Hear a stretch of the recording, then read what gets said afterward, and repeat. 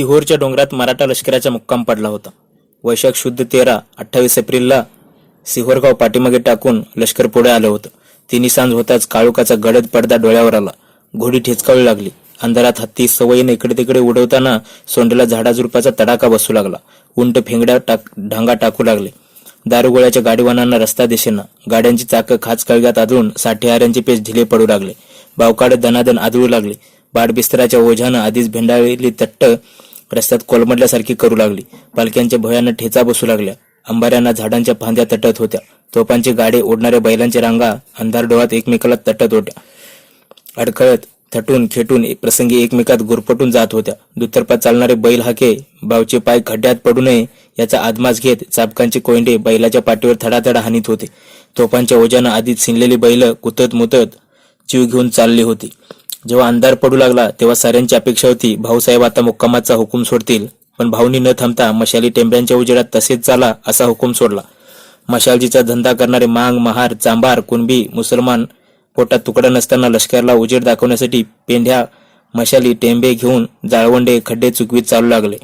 रात्रीचा गार वारा सुटला. वाऱ्यानं मशाली फुरफुरू लागल्या. फुरफुरता जीव सोडू लागल्या. पुन्हा अंधारात चमक झाडा, मशाली पेटवा, साराच गोंधळ माजू लागला. पण भाऊसाहेब थांबायला तयार होईनात. हंडिया घाट ओलांडल्यापासून 25 मैलांचे रान तुडवायला 12 दिवस लागले होते. अशा वेगाने चाललो तर एक दिवस साऱ्या लष्कराचे 12 वाजतील. अर्थात त्या 25 मैलात जागोजागी अडथळे उभे करून अहिरवाड्यातल्या अहिरांनी दंगा उसळून दिला होता. त्यामुळे तेवढा उशीर लागला होता. डोक्यात वाटचालीच्या मूळ हिशोबाची गंती उलटी सुलटी होत होती.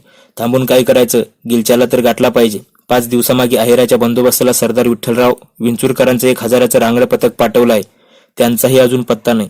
2 दिवसात जनावरा माणसांचं पुरेसं पोट भरले नाही. अशा अवस्थेत लष्कर जुलमानं चालत होतं. लष्करासंगीत चाललेल्या यात्रेकरूंचे आता पाय उचलेनात. म्हाताऱ्या बाया रस्त्यातच बसू लागल्या. आयत्या पालखीतून चाललेल्या सरदारनी पेंगुळल्या. भोयांच्या डोळ्यावर अंधुकी येऊ लागली. पोटाच्या कळीनं यात्रेकऱ्यांची लेकरं ओरडू लागली. गिल्ला वाढला. आता या उपर समोरची वाट रेटणं मुश्किल झालं. वाटेत एक वाहता ओढा लागला. त्या काठी लष्कर येताच भाऊसाहेबांनी मुक्कामाचा मनसुबा जाहीर केला. भाऊसाहेबांचा हुकूम मिळताच यात्रेकरी जागच्या जागी थांबले. मटामटा खाली बसले. थोडा इसावा खाऊन साऱ्यांनी काजाबोजा सोडला. अंधारात दिसेल तो लाकूडपाटा शोधून चुली पेटवल्या. ज्यांच्याकडे पीठ शिल्लक होतं त्यांनी भाकरी थापल्या. आपसात वाटून खाल्ल्या. मराठा स्वार उताराने जिन खोगिरीच्या आतल्या अंगाला गोनपाटाच्या थैलीत दास्तान ठेवलेले तवे काढले. प्रत्येक सरदाराच्या बावचेने आपापसात पीठ वाटलं. गरम भाकरी दाढेखाली घालून घोड्यांच्या पुढ्यात उरल्या वैरणकाड्या सोडून मराठावीर जागच्या जागी कलनले. सेवकांनी भाऊसाहेब, विश्वासराव, शमशेर अशा खाशांसाठी तात्पुरते बिचवे उभारले. भटक्यांच्या बाजारासाठी पहाटे ही जागा सोडायची होती. त्यामुळे मिळेल तसे खासे आणि राऊत जागा धरून पडले. माऊतांनी रुंदची जागा बघून हत्ती बसवले होते. आता खाशांची हत्ती आणि मालवाहक हत्ती यामध्ये फरक उरला नव्हता. रानात चुकारीच्या गायींचा कळप डोळे मिटून गुपचूप पडावा तसे हत्ती सुपासारखे कान खालीवर करीत जागच्या जागी गप्प पडले होते. अंधारात कुठे कुठे विजलेल्या शेकोट्यातून जाळ निवत चाललेला दिसत होता. एखादी टिंगी मध्ये चमकत होती. जाळ धरून राऊत सिपाई दगडांच्या उशा करून गोलाकार झोपले होते. जवळपास 1.5 महिन्यापूर्वी लष्कराने कूच केलं होतं. रात्रंदिवस घोड्याच्या पाठीवर बसून बसून साऱ्यांचे काटे ढिले झाले होते. खालीवर होऊन पोटातली आतडी गोळा व्हायची पाळी आली होती. सारं अंग ठणकत भगभगत होतं. त्याला जाळाची उभारी लागताच राऊत जागच्या जागी घोरायला लागले. यात्रेकरू एकमेकांच्या अंगाला मिट्या मारीत थंडीपासून जीव वाचवत पडले. अतित्रासानं, जागरणानं भाऊसाहेबांचं सारं अंग जड झालं होतं. डोळे इंगळ्यासारखे झालेले, मधूनच पापण्याआड पाणी झळझळून वाहू लागलेलं. कधी एकदा आडवे होऊन अशी जीवाची अवस्था झालेली. पण याही स्थितीत ओढ्याच्या काठी त्यांनी कचेरीचा छोटा बिछवा उभारून घेतला. वाऱ्याच्या झोतानं समया चिरागदाने विजू नयेत म्हणून कामाट्यांना कानातीचा फेर दुपदरी धरायला लावला. श्रमलेले भाऊसाहेब कामासाठी मांडी घालून बसले. बरोबर 3 आठवड्यामागे त्यांनी तापीकडचा बुराणपूरचा मुक्काम सोडून विंध्य 7 फुटाच्या खड्या रांगा चढायला सुरुवात केली होती. तापीचा काठ सोडल्यावर नर्मदेच्या पात्रात उत्तरेपर्यंतचा मधला 100 मैलांचा प्रवास लष्कराच्या दृष्टीने केवळ जीवघेणा ठरला होता. कधी उंच कडेकपार तर कधी खोल काळदऱ्या. वाटेत जागोजाग अजस्र वृक्ष, खडक, रानओढ्यांच्या काठी दाटलेले केंजळ, काट्या करवंद्याचा आयचान. मोकळ्या प्रवाशांना सुद्धा हा पर्वत चढताना नको नको व्हायचं. त्यातून हत्ती, घोडे, उंट, जंबुरके, गरनाळा, सुतरनाळा, दारू, शिस, धनधान्याच्या पखाली गोणी न्यायच्या म्हणजे दिव्यच होतं. अधूनमधून डोंगरी रुंद अरुंद वाटा होत्या. पण काही जागी अतिपावसानं त्या धुवून गेलेल्या, तर काही ठिकाणी पाण्याच्या जोरानं जागा उभा तुटलेल्या, तर कुठे घाणेरी करवंदांनी वाटा कुडलेल्या. अशा अडचणी आयचानातून लष्कर वाहण्यासाठी प्यादा राऊतांना झाडीतोड करावी लागे. तोफांची गाडी नेण्यासाठी खाचकळगी भरावी लागे. भाऊसाहेबांच्या अंदाजानुसार खरे सातपुड्याच्या चढणीला ज्या तोफीसाठी 100 जनावर लागायची तिथे 200 जनावर कुतू लागले. तोफांच्या साखळ्या ओढण्या तुटल्या. चाकांची गुन्हे निसटून काही तोफा कायमच्या खोल दऱ्यात जाऊन कोसळल्या. खडका दगडातून खाच खळग्यातून पावलं टाकून घोड्यांचे पाय गुडघ्या मांड्या इतके लालबुंद झाले. जी तरा चढताना त्यापेक्षा आगळी गोष्ट पर्वत उतरताना. तोफा ओढणारे बैल जीवमुठ्ठी धरून बेताबेताने पर्वत उतरू लागले. एक बैलाचा पाय घसरला की 5-50 बैल साखळदंडात आडवी तिडवी होऊन ढासळायचे. कित्येक बैल पाय घसरून तोफेबरोबर लोळागोळा होऊन दऱ्या डोंगरात गडगडले. सातपुडा पर्वताच्या डोंगरातला 100 मैलांचा हा जीव घेणा प्रवास तब्बल 12 दिवस चालला. पर्वत पार झालेली फौज एकदा नर्मदेच्या कोरड्या पात्रात येऊन पोहोचली तेव्हा जनावर जागची हालेनात. स्वार शिपाई बोलेनात. थकली फौज हुशार होण्यासाठी भाऊसाहेबांनी नर्मदाकडे 2 दिवस डेरे दिले. तेवढ्यात चांबारांनी ज्या बैलांच्या नख्या निसटल्या होत्या त्या जागी नव्या पत्र्या मारल्या. मांगांनी दावी दोरखंड सांधले. सुताराने गाडे ठाकटीक करून घेतले. निबिड रानातून चालताना जी जनावर जाया झाली त्यांच्या पायांना वेदूनी झाडपाल्याच्या पट्ट्या दिला. आजारानं खुडूक झालेल्या राऊतांनी बत्त्यात औषधी पाला ठेचून वस्त्रकाळ करून घशाहार केला. त्या 2 रोजांच्या मुक्कामात कुठल्या वैद्याकडे झाडपाला जडीबुटी ही शिल्लक राहिली नाही. फौजीतल्या मंत्रिकाजवळचा गंडेदोऱ्यांचा साठाही रिता झाला. खाशांची भोजनं आटोपल्यावर भाऊसाहेबांनी कचेरीच्या डेऱ्यात तातडीची बैठक आयोजली होती. बैठकीत बळवंतराव गणपत, मानाजी पायगुडे, शमशेर बहादर, विश्वासराव, नाना पुरंदरे ही मंडळी हजर होती. जेवढे दिवस सातपुड्याच्या रांगा पार करायला लागले तेवढेच दिवस हंडिया घाटापासून सपाट रानाने इथवर पोचायला लागले होते. वाट तशी थोडीच, पण अहिर, उमट, खोची, सौंदिये या परंपरागत लुटारू चोर दरोडेखोरांनी या रानात मराठी फौजेला सळो की पळो करून सोडलं होतं. भाऊसाहेबांनी विचारलं, शमशेरराव, आज बिछाने छबिण्याची व्यवस्था कोणाकडे आहे? स्वतः इब्राहिम खान आणि त्याची गार्दी प्यादी लष्कराच्या 4 बाजूला छबी नदीत खडे आहेत. काही हरकत नाही. खान साहेबांनी जोखीम उचलली म्हणजे ती पार पाडणारच. उगाच अहिरांची दहशत खाऊन आपल्या फौजेत हुल्लड माजते. भाऊसाहेब, अहिर, उमट या रानमाळातल्या परंपरागत जाती. मातीवर पडल्यापासून चोऱ्या कशा करायच्या, डाके दरवडे कसे घालायचे, वाटमाऱ्या कशा करायच्या, यात्रेकरूंवर छापे कशी घालायचे यांचं बाळकडूच त्यांना मिळतं. छापा घालायला आले की तोंडावर माती फासतात. अंगाला झाडांची हिरवी पानं बांधतात. शेजारी आले तरी झाड आहे की माणूस आहे हे कळत नाही. परवा रात्री रखवालाल मंचरामची 4 उमदी घोडी आणि 4-5 हजारांचा ऐवज लांबवला. रात्री फौजेचा मुक्काम पडल्यावर हळूच टोळ्यांनी येऊन छापे मारतात आणि झाडीत नाहीसे होतात. त्यात आपली घोडी झाडाझुडपातून पाठलाग करू शकत नाहीत. पुरेसा प्यादा आपणाकडे नाही. नाना पुरंदरे म्हणाले, प्यादांच्या प्रयोजनासाठी आम्ही आता पंतांना लिहिणारच आहोत. भाऊसाहेब बोलले, पण विठ्ठल शिवदेव 4 दिवसामागे हजाराचं दळ घेऊन गेलेत. ते अद्यापही माघारा वळले नाहीत. ते अहिरांचा बिमोड करून येतील असा भरवसा वाटतो. तसे झाले तर बेहोद खूप, पण अहिरांच्या उमटांच्या ठोळ्या सहसा ताकास तूर लागू देत नाहीत. ओढ्या घळीच्या वाटा, चोरवाटा त्यांच्या पायाखालच्या असतात. व या डोंगराच्या माथ्यावर गड्या करून राहतात. सहसा गड्या पडू देत नाहीत. शमशेर बहादूर म्हणले, भाऊसाहेब, फौजेचे पोटापाण्याचे वांदे होऊ लागलेत. ऐवजाचा पत्ता नाही. महिपतराव चिटणीस बोलले, जेवढं शिल्लक पीठ होतं ते सारं आज वाटून झालं. निम्म्या अर्ध्या पोटानं शिपाई भुईवर कलंडले आहेत. घोडी सुद्धा उपाशी आहेत. एवढ्या कष्टानं चालायचं म्हणजे पोटाची आबाळ करून कसं चालेल? वाटेत आपले वीरच लुटालुटीला सुरुवात करतील. मानाजी पायगुड्याने इशारा दिला. साऱ्या गोष्टीची मला कल्पना आहे, पण कुठून ऐवजच प्राप्त होत नाहीत तर काय करावे? रोज 1-2 खली ते गोविंदपंतांना धाडतोय, पण अद्याप एक छदाम हाती लागला नाही.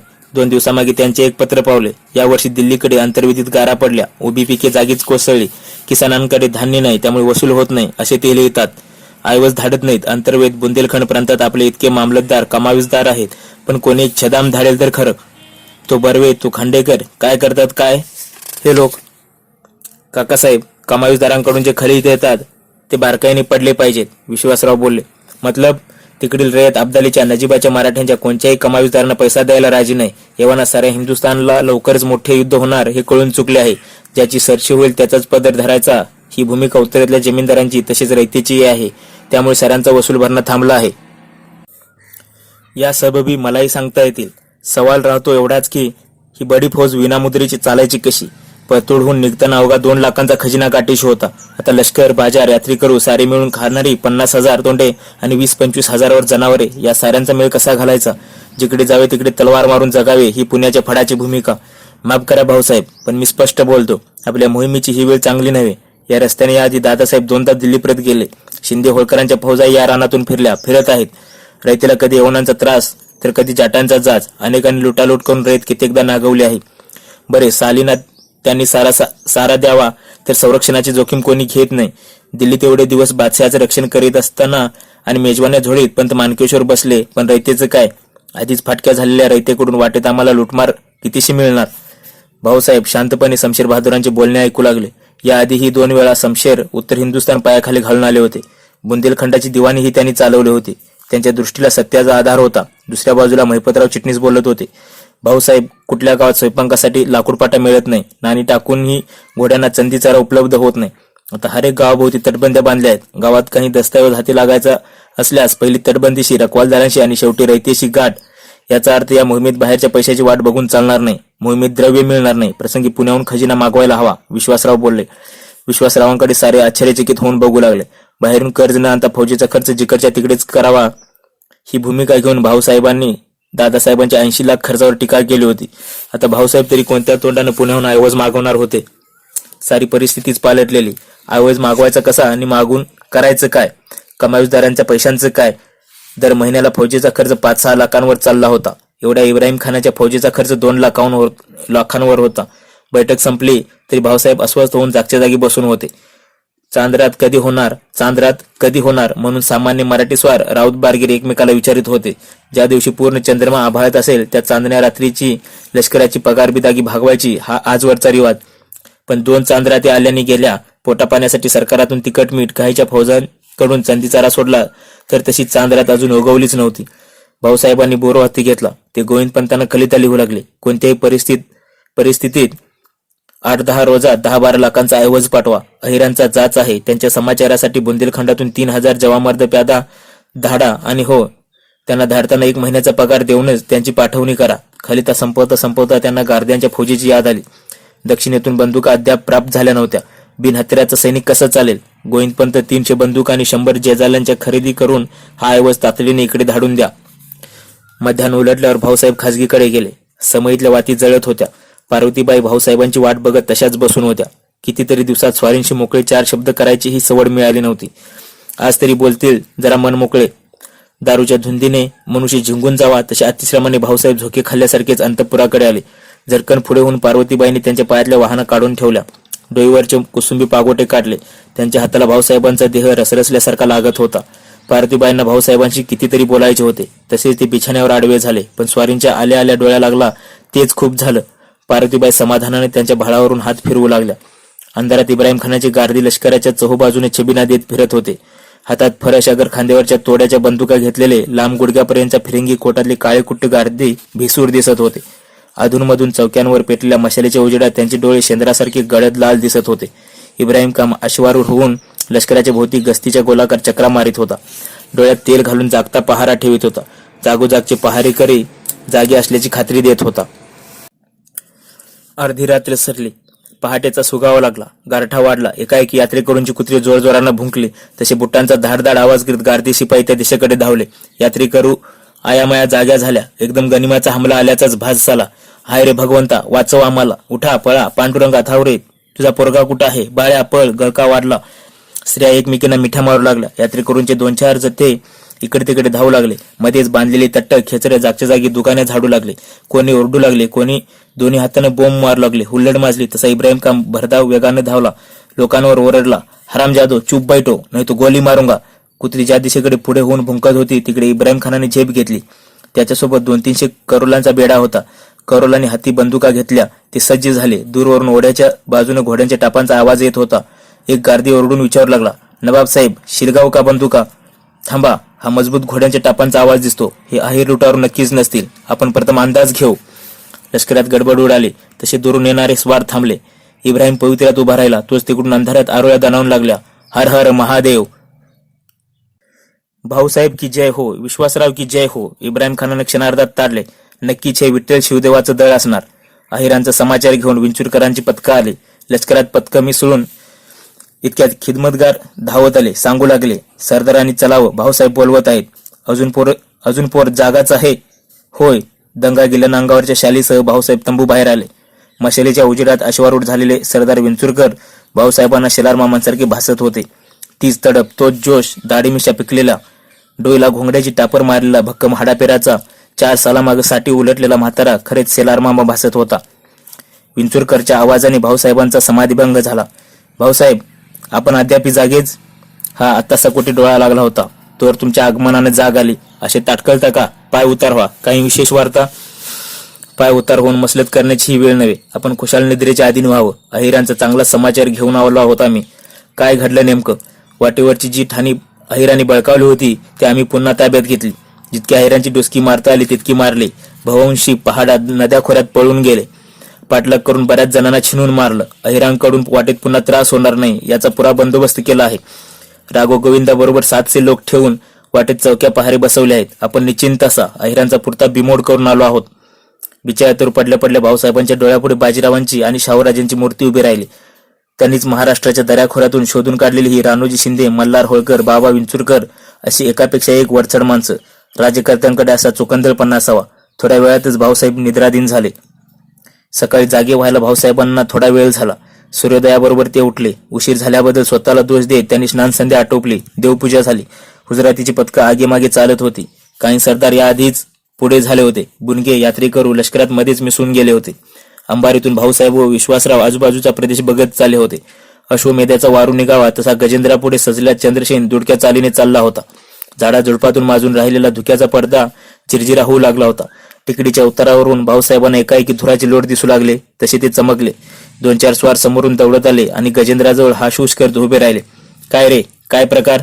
श्रीमंत, मोर्चा खेड्यातून खेडूत आपले लष्कराचे शिपाई यांचे जुंपले आहे. आपल्या सैनिकांनी काही गवताच्या गंजीना आगी लावल्या.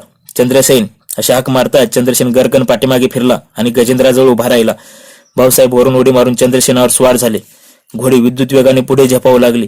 भाऊसाहेबांनी स्वारांना विचारलं, काय रे, आपले शिपाई कशाला गेले गंजी जाळायला? दुसरे काय करणार सरकार? काही पथकांच्या घोड्यांना काल एक एक पेंडी मिळाली. जनावर टाचा घासू लागले. ते हाल बघविण्यात म्हणून काही स्वरांच्या टोळ्या आज पहाटे पुढच्या खेड्यात गेल्या. तेव्हा खेडूत आणि तटबंदीवरून त्यांच्यावर मारा केला. तसे आपले स्वार बाहेरून दरवाजा मोडून आत गावात घुसले. हुल्लड सुरू झाली. झाला प्रकार भाऊसाहेबांनी क्षणार्धात ताडला. थोड्या वेळातच ते गावात घुसले. एकाएकी सोन्या मोत्याने सजलेला अश्व आणि त्यावरचा भरजरी पोशाखातला साजिंदा स्वार बघून गावकरी थांबले. भाऊसाहेबांच्या आगमनासरशी मराठा स्वारी गारटून उभे राहिले. खेडूतांना अंदाज आला. हाताखालची हत्यार बाजूला टाकून 10-12 म्हातारे मराठ्यांचा राजा म्हणून ओरडत भाऊसाहेबांकडे धावले. भाऊसाहेबांच्या पायावर हात ठेवीत खेडूत दया भाकू लागले. सरकार, अशी रोज लुटालूट झाली तर आम्ही तरी वाटेवरच्या लोकांनी कसं जगायचं? काय खायचं, काय प्यायचं, काय करायचं?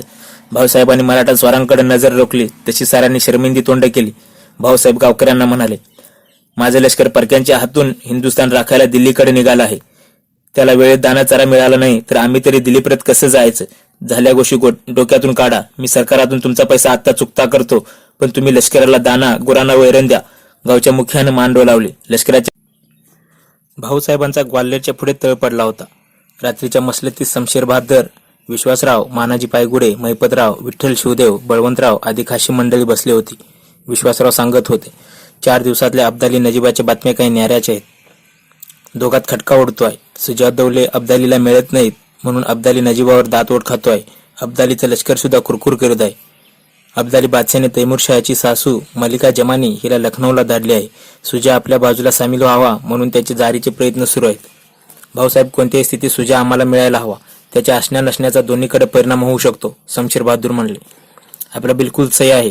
त्यासाठी तर 15 मागे सामजी रंगनाथांना आपण लखनवी धाडलं आहे.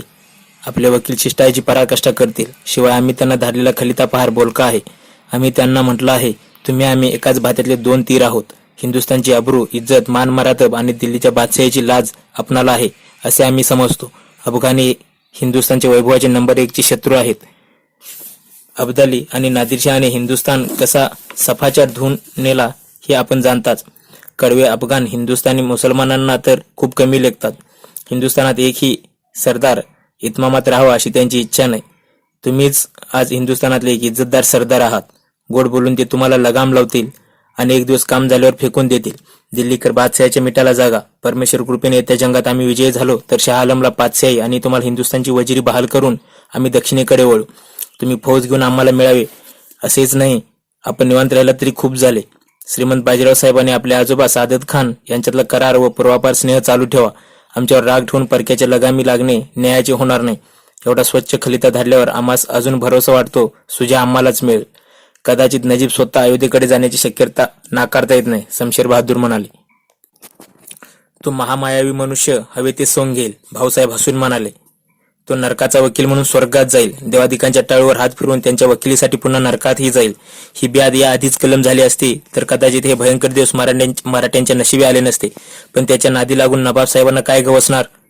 त्यांनी त्यांचा आमचा स्नेह राखून पावलं टाकलेली बरी, नाहीतर त्यांचीही खैर नाही. काकासाहेब, सुजात दौले तिकडे गेलेच तर? विश्वासराव बोलले. जाईलच कसा, भाऊसाहेब चमकून म्हणाले. जाईलच कसा, 8-15 दिवसांनी चंबळी पार होऊ, आपल्या फौजा यमुनी पल्याड उतरवू. इटाव्यासारख्या बल्लाडे ठाणं मराठ्यांच्या टाचेखाली आहे. गोविंदपत तिथं ठाण बंद आहेत. इटाव्याच्या वर नजिबाचा मुलूक आणि खाली नवाबाचा प्रदेश. आमच्या फौजा इटाव्याला डेरे दाखल होतील. रस्त्यातलं आमचं लष्कर ओलांडून अब्दालीला जाऊन मिळणं सुजाला काल तरी शक्य होणार नाही. पण सरकार, बरसातीचा वखत नजीक ठेपला आहे. यमुना पार होणं अडचणीचं, इब्राहिम खान सांगू लागला. खानसाहेब, या गोष्टींची अटकळ आम्ही आधीच बांधली आहे. शिवाय आत्ताच त्याची जास्ती काळजी करायचं कारण नाही. थोडी बरसात आगीमागी बसेलही. मात्र खऱ्या पाऊस काळाला अजून 1 महिना अवकाश आहे. महिन्याने यमुना तुतडी भरून वाहील. या 8-15 नदीला थोडंफार पाणी आलंच तर गोविंदपंत नावाचा बंदोबस्त करतीलच असा अजून भरवसा वाटतो. न झाला तर मल्हारबाबांच्या सहाय्याने जाटांची मदत घेऊ. सहजात पल्याड जाऊ. सुजा अब्दालीला मिळण्यापूर्वी अब्दालीची बेचिराग करून टाकू. भाऊसाहेब एक आखाडे सांगत होते. सारे खासे भाऊंचे पेच डावपेच ऐकण्यात तल्लीन झाले होते. तोच 2 सेवक आत धावत आले. हुजूर, 10-12 राऊत अहिरवाड्यातून धावत आले आहेत. आपली भेट मागतात. उद्या सकाळी भेटू दे. काशांची एवढी खासी मसलत चालली असता राऊतांची पत्रास काय सांगता आहात? भाऊसाहेब चिडले. पण हुजूर, राऊत जखमी आहेत. अंगरखे रक्ताने माकलेत. त्यांना काही महत्वाचं? ठीक आहे. शमशेर, बघा काय प्रकार आहे. शमशेर बहादर थोड्या वेळातच बाहेर जाऊन परत आले. गोंधळलेल्या स्थितीत म्हणाले, खबर फारशी चांगली नाही. अहिरवाड्यात कदवाईंच्या किल्ल्यावर आपला 1 कमावीदार आणि 100 राऊत होते. अहिरांनी परत उचल खाल्ली. कमावीदारला आणि 60-70 राऊतांना गारद केलं. अहिरवाड्यातली ठाणी पुन्हा चोऱ्यांच्या हाती जाऊ लागलीत. माळव्यातील काही जमीनदारांची त्यांना फूस आहे. विंचुरकर, काय ऐकतो आहोत आम्ही? भाऊने विंचुरकरांकडे जळजळीत कटाक्ष टाकला. शमशेर सांगत होते तेव्हाच विठ्ठल शिवदेव हबकून गेले होते. चपप करीत ते म्हणाले, पण भाऊसाहेब, सारी व्यवस्था आम्ही जिथल्या तिथे लावली होती. राघो गोविंदाला पाठीमागे ठेवून ठिकठिकाणी चौके पहारे बसवले होते. अहिरांचा बिमोड केला होता. कोणी कोणाचा मोड आणि बिमोड केला. भाऊ गरजले. एवढा साधा बंदोबस्त ज्याची हयात हिंदुस्थानात गेली अशा सरदाराकडून होऊ नये. छे विंचुरकर, ही गैरबात आहे. सेवेत आपण दाखवलेला उणेपणा पिकल्या केसाला शोभत नाही. विंचुरकरांची पिकली दाढी केली खाली झाली. भर मसली तसा पान उतार करायलाच हवा होता का? नंतर एकांती 4 शिव्या हसडायच्या होत्या. विंचुरकर मनाशी म्हणाले, गेला तो बाजीरावाचा काळ. हा सारा पोरखेळ आहे. हा कालचा सदोबा, मेंदळ्यांचा गणपत, फिरंगी इब्राहिम, तो बोरबाज महिपतराव, ही सारी तरुण पोरं बिघडली आहेत. त्यांना आपला भूतकाळ कसा माहीत असणार? मल्हारबा असे तर त्यांनी या पोरांची फजिती उडवली असती. मगापासून शमशेर उभेच होते. चाचरत ते म्हणाले, भाऊसाहेब, आपल्या भेटीसाठी ते राऊत अजून बाहेरच उभे आहेत. अजिबात नको. त्यांची काळी तोंडे बघण्याची माझा क्षणभरही इच्छा नाही. भाऊसाहेब कडाडले. काय झालं आहे तरी काही त्या कमावदारांना, या मामलेदारांना? ज्या मुलकात बाजीरावाने दया बहादूरला उलटा सुलटा केला, त्याच मुलकात अहिर सौंदियासारख्या भामट्यांनी चिलटांनी मराठ्यांची छेड काढावी आणि कमावीदारांनी ठाणेदारांनी पाठीला पाय लावून पळावे. त्या उचल्यांची हिंमत होतेच कशी? कारण आपले कमावीदार नालायक आहेत. त्यांची ठाणी शाबूत ठेवायची हिंमत नाही आणि वसुलीची ही अक्कल नाही. या अहिरवाड्यात आज 50-50 हजारांपासून ते लाखापर्यंत वसूल देण्याची या ठाणेदारांची ताकद आहे. वसूल त्यांचेच होत नाहीत. अंतर्वेद प्रांतातील खुद पंतांच्या तालुक्यातील ठाणेदारी ठाणी सोडून पळत आहेत. अशा गुप्त वार्ता आमच्या कानी आल्या आहेत. जे ठाणेदार गिलच्या आला रे अशा नुसत्या आवईने दबून जातात, ते ठाणेदार मिठाला जागत नाहीत. पळाल्याने आबरू राहत नाही. त्यापेक्षा झुंजून झगडून मारावे हे उत्तम.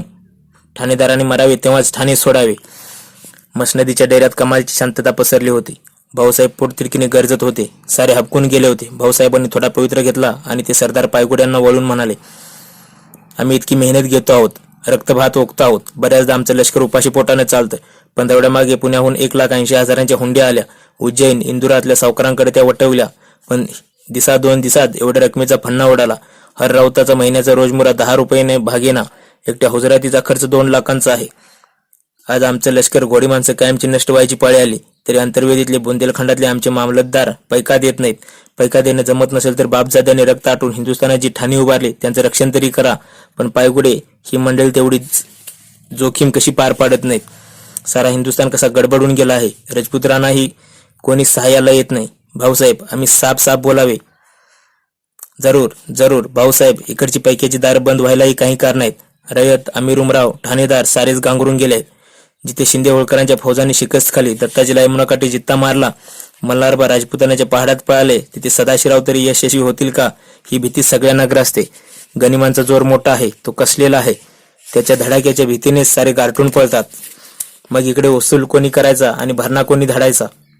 हिंदुस्थानची बदलती स्थिती पायगुड्याने रोखठोकपणे सांगितली. त्या सत्याची प्रचिती एव्हाना भाऊसाहेबांसह सर्वांना आली होती. मसलतीचं स्वरूप हळूहळू फारच गंभीर झालं होतं. कोणी कोणाशीच बोलेना, सारे चिडीचूप. याच तणावात एक सेवक ताजा खलिता घेऊन मसलतीत आला. भाऊसाहेबांनी लगबगीने खलिता उघडला. क्षणार्धात त्यांची मुद्रा काळी ठिक्कर पडली. कोणी खासा गुदरला की काय हे कोणाला चुमगेना. भाऊंची मुद्रा पाहून कोणाला बोलायचीही धाडस होईना. सारे भाऊखंडी टकमक बघू लागले. डोळ्यात जमा झालेले पाणी चोरीत गदगदलेले भाऊसाहेब म्हणाले, पाहिलं, आम्ही चिंतावे काय नि घडावे काय. कुठे आहेत हे पंत. बुरुजाचा एकच चिरा निखळत चालल्यासारखं आता आम्हाला उगाचच वाटू लागला आहे. उत्तरेत सारी उमर काढलेली मोठी मोठी मराठी माणसं या निदान प्रसंगी कुठे गुंगारा देत चाललेत तेच कळत नाही. जो इटावा 6 वर्षे आमच्या हुकमतीत होता, ज्या इटाव्याजवळ यमुना पार होण्यासाठी नवा होड्यात जमवा म्हणून आम्ही पंतांच्या हिंगण्यांच्या कानी कपाळी ओरडत होतो, ज्या इटाव्यात प्रवेश करून शत्रूच्या काळजात मेघ मारून आम्ही त्यांची दानादान उडवणार होतो, तो इटावा पडला. काय इटावा पडला? सारी मसलत चक्रावून गेली. खासे गर्भगळीत होऊन एकमेकांकडे एवढ्या एवढ्या तोंडाने बघू लागले. घटकाभर सारे शांत झाले. भाऊसाहेब सर्वांच्या मुद्रा निहाळत होते. त्यांना चिडीचूप झालेले साथीदार पाहवले नाहीत. साऱ्यांना धीर देत भाऊसाहेब म्हणाले, ठीक आहे, आयुष्य आहे म्हणजे नशिबी भलेबुरे वखत येणारच. या आधीही आले गेले, यापुढेही येतील जातील, पण म्हणून हिंमत हारून का उपयोग. पायगुडे, मगाशी तुम्ही म्हणालात गनिम इतका बडा आहे की आमची इकडची माणसं शिकस खाऊन नुसत्या आवळीने पळतात. पण आम्ही म्हणतो गनिम कितीही मोठा असला तरी आमची छाती काही अरुंद नाही, हिमतीत उणेपणा नाही. कुठलाही शत्रू कितीही बडा असला तरी रणांगणी कतलेआम होण्याचा आमचा पवित्र अधिकार कोणी हिसकावून घेतला नाही. एक खरं, उदगीरहून कूच होताना आम्हाला ही मोहीम तितकीशी अवघड वाटली नव्हती, पण आता तिचा आवाका दिसामासाने वाढतो आहे. मेलो तरी बेहतर, पण गिलच्यांना हिंदुस्थान बाहेर पेटवून तरी लावू, नाहीतर हिंदुस्थानच्या इज्जती इब्रतीसाठी या 3.5 हातांच्या देहाची कुर्बानी करू. भाऊसाहेबांच्या निर्धाराने सारे खाशी हेलावून गेले. महिपतराव चिटणीस म्हणाले, काही असले तरी या रानाचा अनुभव शिंदे होळकरांना जास्त आहे. मल्हाररावांच्यानी आपली भेट येत्या काही दिवसातच होईल, पण त्याआधी त्यांचे काही खलिते आले आहेत, त्यांचे वाचन व्हावे, त्यावर मसलत झाडावी. वाचा महिपतराव वाचा. सारे खलिते आपल्याच दास्ताने आहेत. महिपतरावांनी खलिते उघडले. एक खलिता तू मोठ्याने वाचू लागले. भाऊसाहेब, आपण ग्वाल्हेरातच मुक्काम ठोकावा. व्यर्थ मोहरा इरेस पडू नये. ग्वाल्हेर पार करून चमेली पार अजिबात येऊ नये. फक्त फौजा द्या, आम्ही गिलच्याला बघून घेऊ. एवढ्या ओळी वाचून महिपतराव सर्वांकडे बघू लागले. भाऊसाहेब हसले. सर्वांना विचारू लागले, मग काय इरादा दिसतो तुमचा? आम्ही इथे स्वस्त बसतो, निघता तुम्ही सारे पुढे. ये बात बिलकुल फजूल है. इब्राहिम खान गरजले.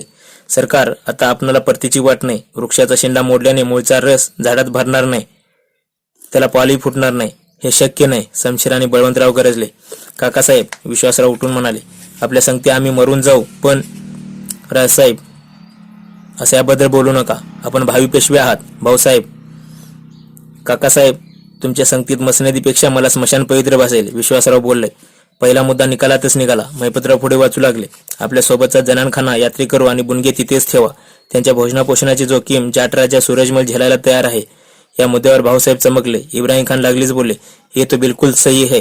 जंग औरतों का जनानखाना नहीं बल्कि मर्दों का पागलखाना होता है. भाऊसाहेब हसले. बोलले, हा मुद्दा साऱ्यांनी विचारात घ्यावा. लष्कराचा खर्च झपाट्याने वाढतो आहे. कुमक तरी कुठून येत नाही. त्या मार्गाने जाणं अधिक श्रेयस्कर. पण मी साऱ्या खाशांना सांगतो, या मुद्द्यावर उद्या दिवसभर सविस्तर चिंतन करा. उद्या रात्री पुन्हा मसलतीस बसू, निकाल घेऊ. परवा भल्या पहाटे कूच व्हायचं आहे. भाऊसाहेब, यात्रेकरू जनानखान आणि बुनगे इथेच ठेवून पुढे जाणार ही बातमी लष्करात वाऱ्यासारखी पसरली. दिवसभर सर्वत्र तीच चर्चा सुरू होती. यात्रेकरू नुसत्या वार्तेने संतापून गेले. यात्रेकरू आणि बुनग्यांची आरडाओरड सुरू झाली. तुमच्या राजकारणाचं काही होऊ द्या, पण आमच्या देवाधर्मापासून आम्हाला का वंचित ठेवता? आम्ही तर तीर्थरूप यात्रेची पर्वणी म्हणून सोबत आलो, तरी ही काय बिलामत आली. तीर्थरूप जाऊन 3 साले झाली. त्यांची रक्षा महाक्षेत्री गंगार्पण करावी म्हणून सोन्यासारखी जतन करून ठेवली. ती आता इथेच फुंकून माघारा जायचं का? तीर्थरूप लढाईत कामी आले होते. त्यांचा तळतळाट भाऊंच्या लष्कराला भोल्याशिवाय राहणार नाही. अशाने एवढ्या शेकडो यात्रा बरोबर आल्या. त्यांना मध्येच विनमुख करून पाठवलं तर चांगलं होणार नाही, याचे देवदेवतांनी अजून काही डोळे मिटलेले नाहीत. बंधू तिकडे पेशवे म्हणून लाखोंची दक्षिणा गो ब्राह्मणावर शनिवार वाड्यात देवडीवरून उधळतात आणि हे इकडे गारद्यांच्या आणि पारद्यांच्या नादी लागून अविवेकी वागतात. गो ब्राह्मणांकडे दुर्लक्ष केलं यात खण पडला तर सत्यानाश होईल. तो यवनीचा शमशेर आणि तो काळतोंड्या इब्राहिम यांनीच भाऊंचे कान भरले. इथवर येऊन त्रिस्थळी यात्रा घडणार नसेल तर आम्ही आमरण उपोषण करू. फौजेत जागी जागी मंत्रतांत्रिकांभोवती, हस्तरेषा जाणणाऱ्या पंडितांभोवती, पोपटवाल्या ज्योतिषांभोवती राऊतांनी यात्रेकरूंनी गराडा घातला होता. पोपटाच्या चोचीत पिंपळाची पान देऊन एक पोपटवाला ज्योतिषी ओरडत होता. अल्यामतीर कोल्यामतीर फू राजराजेश्वरा दूरदेशीच्या पाकरा परमेश्वरा सांग देवधर्माचे जातपाताचे भक्तिभावाचे आदमी माणूस भाऊसाहेबनं नेलं तर फौज डुंबेल का जगेल. फौज डुंबेल असं तुला वाटत असेल तर आल्यामतिरी कोल्यामतिरी घुम. फौज डुंबणार असेल तर मुखातलं पान टाक आणि डुंबणार नसेल तर शेपटीवर नाच. घुईंग घुईंग. पिंजऱ्यातला पोपट तोंडातलं पिंपळपान दाबीत बावरून आजूबाजूच्या गर्दीकडे बघत होता. भोवतालची गर्दी उत्सुकता ताणत फळाच्या आशेनं डोळे फाडून बघत होती. इतक्यात पोपटाने चोच उघडली. पान पडले. सारेच बगे गरजले. फौज बुडणार, फौज बुडणार. ठिकठिकाणी भट भिक्षू गंभीर चेहरे करून बसले होते. पंचांगाच्या पानावर नाणी टाकून स्त्रिया काळजीनं भविष्य विचारित होत्या. भवंशी सारे शास्त्री पंडित सांगत होते भाऊसाहेबांचं नशीब चांगलं नाही. अवतीभोवती पापग्रहांची गर्दी, कदाचित प्रलयही ओढवेल. एका बाजूला नंदी बैलवाले उभे होते. फौज तरेल का बुडेल म्हणून राऊत विचारणा करीत होते. गळ्यातला घंटा वाजवीत बैल कधी बुडेल म्हणून तर कधी न बुडेल म्हणून मान हलवीत सांगत होता. फल ज्योतिष सांगण्यात फौजेत जेरीशास्त्रांच्या हात धरणारे कोणी नव्हतं. त्यांच्या तंबूत पायगुड्याने विठ्ठल शिवदेवांसारखे सरदारी ठाण मांडून बसले होते. फौजेचं यापुढे फारसं काही खरं नाही असं जेरीशास्त्रीकडून तोंडानं बोलणं येत होतं. अग्निहोत्री सुद्धा शास्त्रीबुवांसारखे सांगत होते. बरेच ज्योतिषी भाऊंची पत्रिका मांडून उभी आडवी गणित करीत होते. कुठे कापडवाले तर कुठे माकडवालेही आपापल्या ढंगाने बुद्धीने भविष्य पडताळत होते. नाना फडणीस तब्येत बरी नसल्याने रावटीतच पडले होते. त्यांच्या मातुश्रींचा नानांच्या भविष्यावर विश्वास होता. नाना सांगत होते भाऊसाहेबांनी विनाकारण देवांना दुखवले. यापुढची फले तर मला अजिबात चांगली दिसत नाहीत. शिव शिव जा आणि समजव आपल्या भाऊसाहेबांना. दिवसभर गोंधळ चालला होता. तिन्ही सांजीच्या रखमाबाई अक्कासाहेब स्वतः एक दोन सरदारनी घेऊन कचेरीच्या डेऱ्यात आल्या. कामात काढलेल्या भाऊसाहेबांनी त्यांचं हसतमुखानं स्वागत केलं. बोला अक्कासाहेब, काय हुकूम. भाऊसाहेब, मनुष्य किती थोर असला तरी तो देव ब्राह्मणाहून थोर नव्हे. अक्कासाहेब, देवादिकांच्या आशीर्वादावर तर ही दौलत उभी आहे. जाऊ दे, रघुनाथ दादा असते तर त्यांना इतकी सांगावे लागले नसते. रखमाबाई म्हणाल्या, कोणा चांडाळाचं ऐकून आपण देवाधर्माआड येऊ नये. आज 5-10 ज्योतिषांकडे बघितलं मी. तुमचं भविष्य थोर आहे. ही लढाई तर जिंकालच, पण लढाईनंतर आमच्यासोबत काशी प्रयागलाही याल. काशी विश्वेश्वर झोपला नाही. देवनांचा धुमाकूळ त्याला चांगला माहीत आहे. पण राजनीती आणि धर्माची गल्लत होऊ नये अक्कासाहेब. ती बरी होईल. या सहस्र यात्रेकरूंची पुण्य बरी वाया जाईल. खुद्द पेशवनीच आपली जीत झाली म्हणजे श्री व्यंकटेशाला सहस्र सुवर्ण मोहरा अर्पण करायचा मनसुबा जाहीर केला. त्यातूनच अर्थ जाणावा. भोजनानंतर मसलतीस खाशे बसले. दिवसभर यात्रेकरू इथेच ठेवायच्या कल्पनेने लष्करात जो हल्लकल्लोळ माजला होता त्याची कल्पना भाऊसाहेबांना आली होती. मसलतीच्या आरंभी विठ्ठल शिवदेव संतप्त सुरात म्हणाले, तुमचं राज्य निर्भय म्हणून तर सोबतीला मुले माणसे घेतली. गेल्या 20-25 वर्षात ज्या लढाया झाल्या त्यात सरदारांचे जनानखाने नव्हते का? तरीही विजय मिळालाच ना. बरोबर आहे, पायगुडे बोलले. खुद नानासाहेबांनी गोपिकाबाईंसोबत उत्तरेच्या सफरी केल्या हे साऱ्या मराठी राज्याला ठाऊक आहे. बाजीराव साहेबांबरोबर मस्तानी होती म्हणून कुठल्या चढाई लढाईला आवणे पण आलं नाही. शमशेर बहादुराकडे बघून विंचुरकरांनी टोमणा मारला. सारा रागरंग भाऊसाहेबांनी जाणला होता.